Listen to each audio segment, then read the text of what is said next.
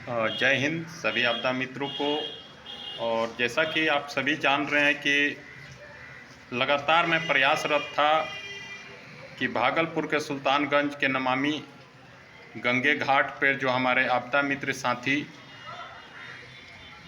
अभय राज की जो डूबने की आशंका थी, उस पर लेकर के अप टू डेट इस समय ये है कि जिस स्थान पे आपदा मित्र लापता हुए थे, उसी स्थान पे उनकी बॉडी जो बोट लगाने का प्लेटफार्म होता है उसके नीचे से अभी अभी बरामद हुई है। लगातार हम लोग सरकार, प्रशासन और राजनीतिक दलों पर दबाव बनाने का प्रयास कर रहे थे कि मानवीय आधार पर कम से कम उसकी बॉडी की रिकवरी करके उसके परिवार को दिया जाए, और ये जिम्मेवारी भी थी सरकार की। वहाँ के सीओ का एक स्टेटमेंट से मैं बहुत नाराज़ था। इसलिए नाराज़ था कि उन्होंने ये कह दिया कि हम क्या कर सकते हैं अगर वो लापता हो गया तो। आपकी रिस्पॉन्सिबिलिटी थी उस व्यक्ति की खोजने की। आप अपने जिम्मेवारी, अपने दायित्वों से नहीं भाग सकते थे। अभी तो सिर्फ एक लड़ाई हम लोगों ने लड़ी है।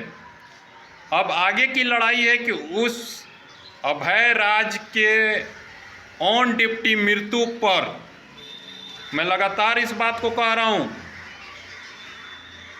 कि 2 करोड़ का मुआवजा और उसके परिजन को एक सरकारी नौकरी प्रशासन और सरकार को देनी पड़ेगी। इसलिए देनी पड़ेगी क्योंकि वो ऑन ड्यूटी मरा, और नियम है कि ऑन ड्यूटी कोई मरता है और उसकी किसी तरह से दुर्घटनाग्रस्त होता है तो उसको मुआवजे के साथ उसके परिजनों को एक सरकारी नौकरी दी जाती है। और यहाँ तो आपदा से लड़ने का काम वो शख्स कर रहा था, उस दौरान उसकी मृत्यु हुई है। तो मैं शुरू से कहते रहा हूँ, और नियम भी है कि जो जोखिम भरा काम करता है उसका, चाहे वो मानदेय हो या मुआवजा हो, वो डबल से ज़्यादा होता है। इसलिए अभय राज के परिवार को 2 करोड़ का मुआवजा और एक उसके परिजन को सरकारी नौकरी देने की मांग मैं फिर से दोहराता हूं।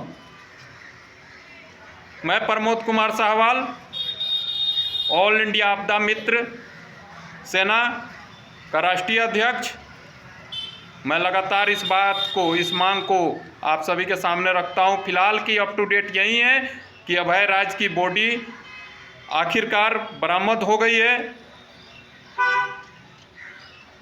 और आगे के अप टू डेट में फिर लेकर के आप लोग के बीच में आऊँगा। तब तक के लिए जय हिंद, जय भारत। और अभय राज को मेरा सलाम कि उन्होंने अपने कर्तव्य को निभाते हुए अपनी प्राण की आहुति दी है। उन्हें शहीद का दर्जा भी मिलना चाहिए, ये मैं मांग करता हूँ। जय हिंद।